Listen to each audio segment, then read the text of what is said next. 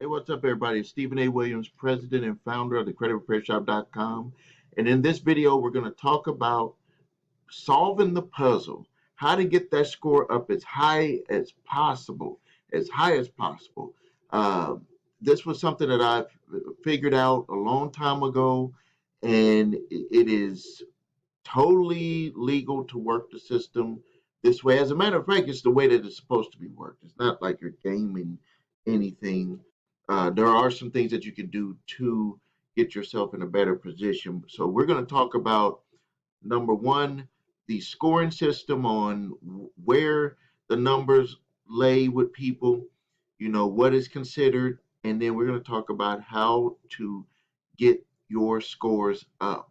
And for all of you who stay to the end, I'm going to talk about the amount of credit that I have available to me. It's going to blow your mind, and I'm going to tell you exactly how I was able to build up to get it. All right, so the first thing is a huge amount of people uh, are in this category, sadly, but it is not, and I will repeat, just because you have this score or may have it does not mean that you're that person. That just means that's the score you got, that situation you're in right now. 300 to 570 is considered poor credit. I mean, if you're in that, you're gonna mostly be subject to getting subprime type loans. You're going to be getting subprime or high interest credit cards. It's going to make it very hard for you to move forward and to be able to save money because you're going to be paying a higher interest rate and paying premiums on everything that you're doing. That goes back to what I always say: people with bad credit pay more for the same things that people with good credit pay less for. Next is fair credit, 580 to 669, which I mean you're going to still be in that category of getting subprime loans, subprime high interest credit cards.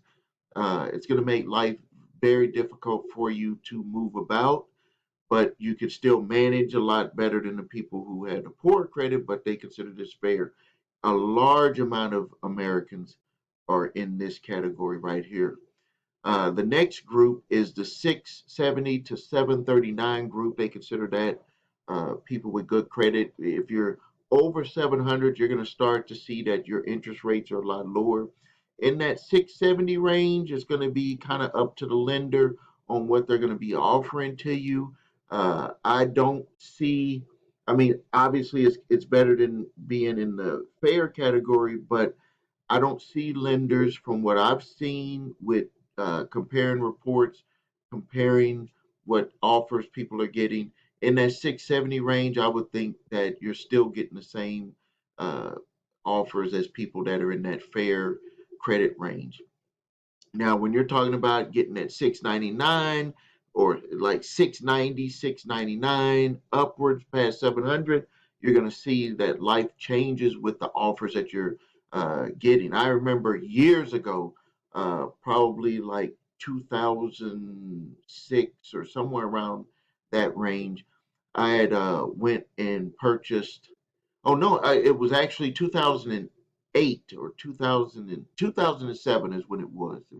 I mean, that's still far back, but it was 2007. I had went to purchase a Range Rover, and my score at that time was 699 because I did not use credit cards. I was on that quote Dave Ramsey trip about not getting credit cards. I had paid off debt. Only thing that I owed on was my house. Cars were paid off, everything. But I went to go get a new Range Rover. I didn't want to pay cash for it. Put a good amount down for it. It was going to be a vehicle that I was going to keep for a long time. As a matter of fact, I had bought it in 2007, and I had just sold that vehicle last year in 2021. So look at that spread that I kept that vehicle. Um, but I remember I had a 699 score, and the finance manager said, we're going to just give you extra points.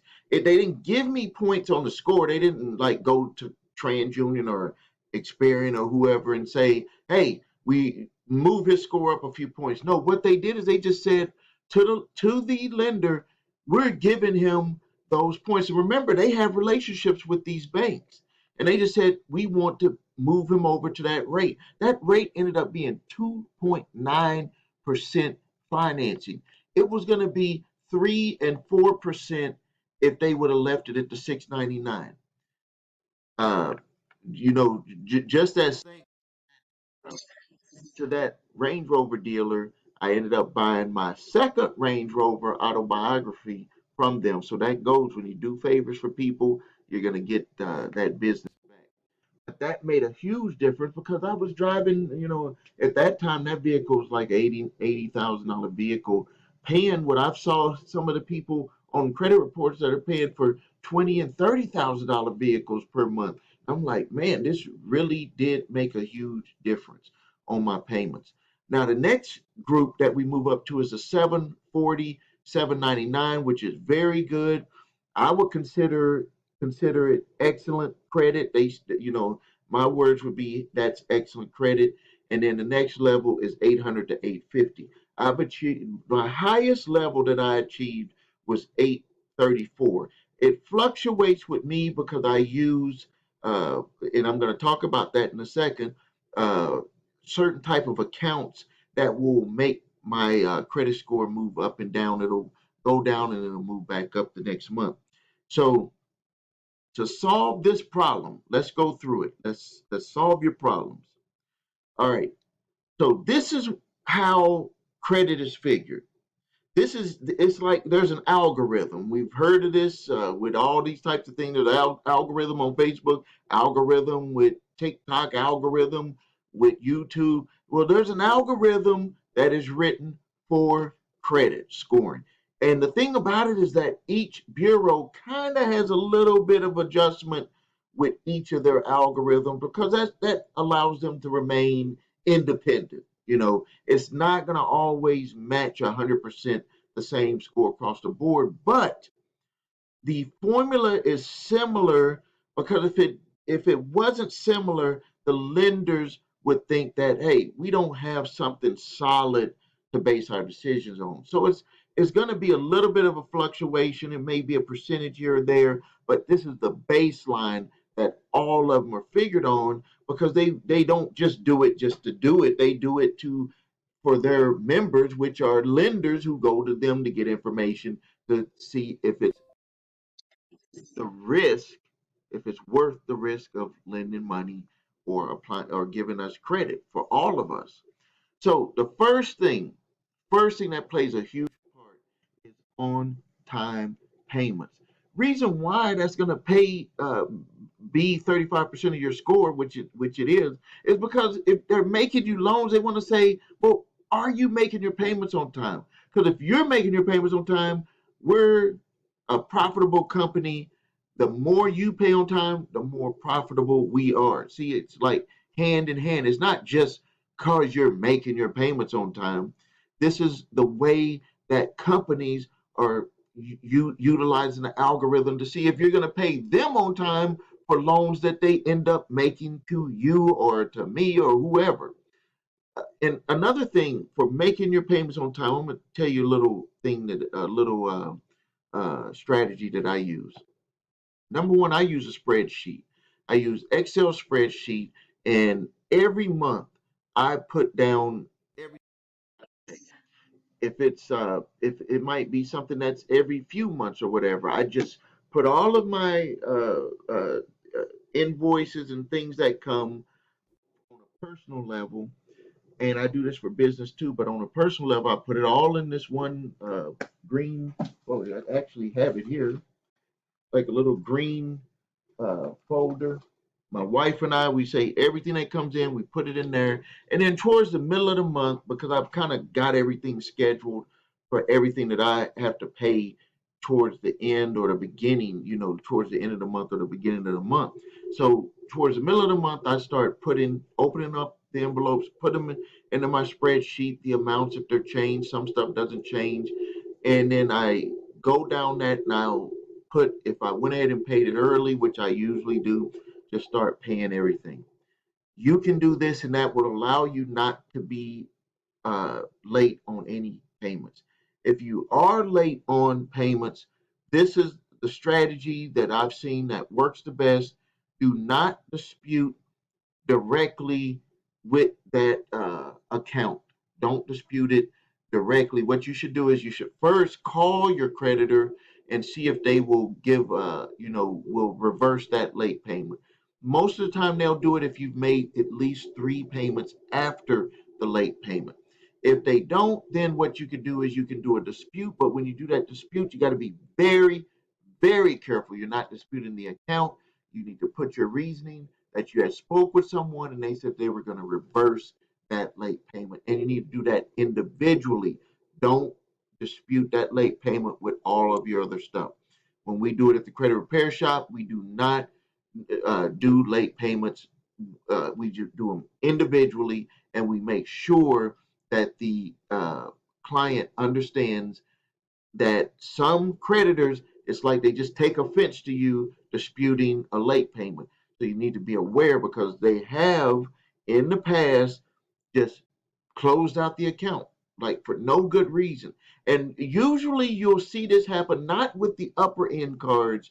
You'll see this happen with the subprime type cards like the Capital Ones, those types. They'll just be like, forget them. They may miss other payments or they might be missing other ones. Shut off the card and just start collecting our money. That's what they'll do. The next one is the age of your oldest credit trade line.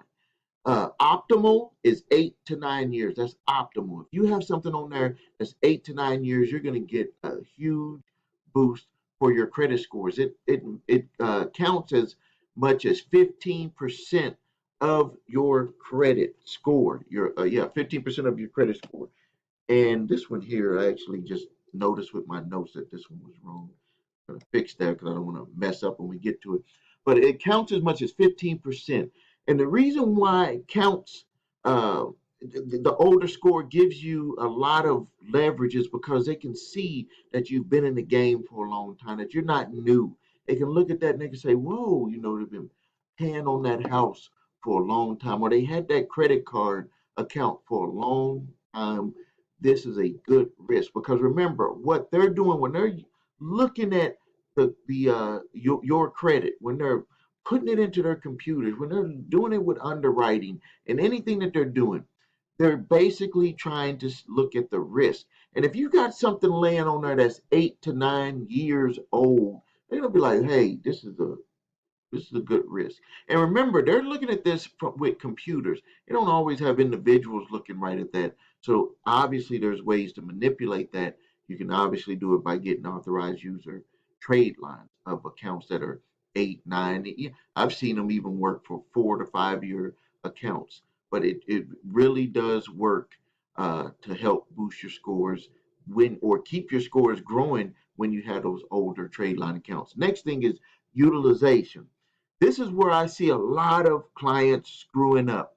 And I understand why they're screwing up because they're using their credit. They don't understand that a company might give you a $10,000 card, but they don't want you to use $10,000. They're just like, hey, here's $10,000, but we don't want you to use the $10,000, all of it. We just want you to use some of it. Like, it's like going on a date and you're trying to show off for your date and your date that hey I can you tell them you can buy everything but whatever you want on the menu, but you don't expect your date to like go all the way out and say hey I want to order everything on this side of the menu, all of it. You'd be sitting there like, oh, okay. It's one of those type of situations. They want you to use it but they don't want you to use all of it. So what you want to do with your credit cards. Now, we're not talking about like your house payment or installment type loan. We're talking about credit cards or credit lines. You want to only use or carry over balances that are 25 to 30% or 35% max when your statement date hits. Don't If you go more than that, it's going to bring your scores down. Yeah, they'll bounce back up when you pay them down some more. But if you're looking at doing something, and you want to have that higher score, then you need to pay attention to that. But if you're, set like what I'm going to show you in a second here, what I do, if you're set and you're not really going after any other credit and you're just utilizing what you got, then you don't really worry too much about your score fluctuating up and down because you're actually utilizing the credit to get things done, and then you're just paying it all for paying it down.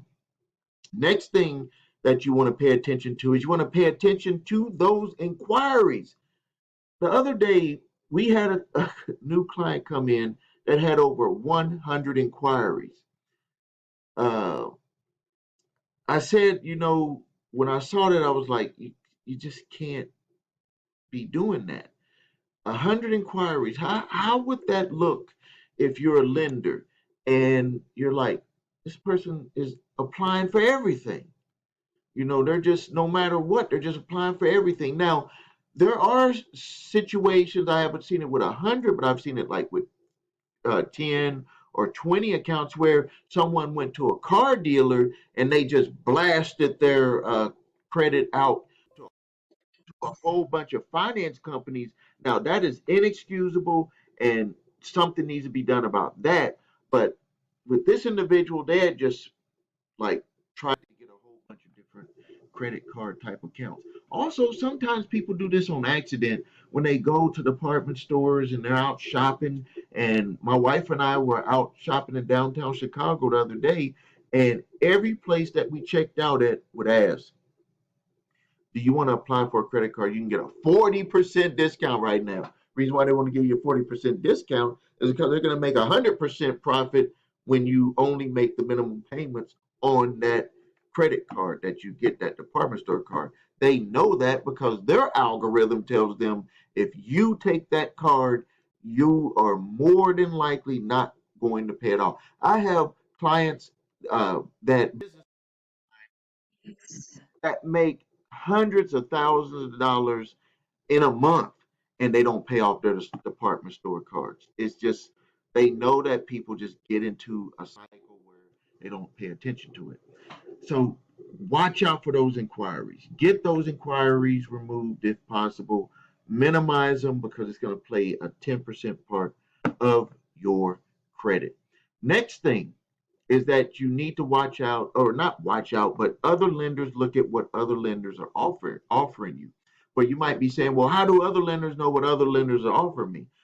When have you ever gotten something in the mail that said, you got this Discover card or this Citibank card offer or American Express card offer? I get those all the time. Also, offers from upper end offers from insurance companies, uh, offers from mortgage companies, offers from investment companies, offers from uh, uh, what are some of the other types of insurance type companies. When they see those, they know what offers are being sent out to people. They actually can see what offers have been sent out to you from their competition. They're in competition. They want your business. They want to get money from you. And so what they'll do is they'll be like, hey, they're offering, and we offer their type of customers, the type of customers we want. So when they see that, they're like, "Whoa!" The uh, the bureaus, what they do is they know from the level of the offers that you're getting, they're going to be like, "Whoa, this person is in this level, this class of people." So we're going to give them a little bit more percentages. And then when you accept those offers, that's when you'll see that your scores will move because you'll be like, why didn't my score jump up with this type of offer that I took? But when I got one of these offers, my score uh, just jumped up, and that's what we're going to get into right now because this is what I did, and because when I did not utilize credit cards, my score was just hovering in that 6 and 7, 7, 10 in that range. But something that happened when I was on a trip, I've talked about it before. I was on a trip in Atlanta actually, and went to rent a car, and they said we don't accept debit cards for car rentals anymore. And we were like, we've always used a credit card for car rental. It was like, not anymore. And we was like, we even reserved it with a debit card. They were like, sorry, sir. And so my son-in-law, we had to use his credit card. Glad he had one. We had to use his credit card. And you bet your bottom dollar. When I got to the hotel room, I applied for a credit card and I got approved. And it was, later at the house. It was a Bank of America card, and with they instantly gave me $6,000 uh, credit line on that. So now let's talk about when it when you're getting these type of accounts, the credit card type of accounts, uh, or installment loan. I'm gonna like briefly go over what each of them are. So when you get these like credit card ones, these are considered revolving accounts, open accounts. That means you can pay, use it again, pay it down, use it again, or is it use it, pay it down, use it, pay it down? The chicken, what came first, chicken or the egg? What came first is you used it and then you paid it down, and you used it again. These play a huge part in what I have in my hand. This one here with the Bank of America, I got 10 cards, over $60,000 in available credit with that one. And I'm gonna tell you how I use these cards in a minute. The next one, I have two cards with Citi. Uh, One of them is I have 10 cards, $130,000 available, and the other one I have 10 cards, $60,000 available in there. But the biggies are here with the American Express Gold, and I have 11 of these, and I added up my. They have this little thing when you go in on your account, and you can put in, I want to charge this amount of money, and it'll say if you're going to get approved or if you're not going to get approved. And right now, for each one of these cards, I have $150,000 available credit on each. $150,000 available credit on each. And what I use them for, and that would be what we call the open charge card type accounts, where you pay them, but you got to pay these off at the end of the month. They do allow me, if I ever wanted to use it, to pay over time. I don't do that with my American Express card. Number one, because their interest rate is outrageous if you were even wanting to choose that. But with all of my cards, I just pay them off at the end of each month. I do have to use them or they will turn off the cards. One of my fears with the Bank of America and the Citi card uh, is, and I've seen this happen before with other clients. If you don't carry over balances, they can sometimes just say they want to choose to turn off the card because they consider, it's crazy. They consider you a deadbeat if you pay off your cards every month because they don't make as much money. They want to make money when you charge it with the vendor, and they also want to make money on you letting that balance roll over. That's like an optimal client for them because they're making money both ways. So so I do, if they ever decide, I'm pretty sure I would just go get another one.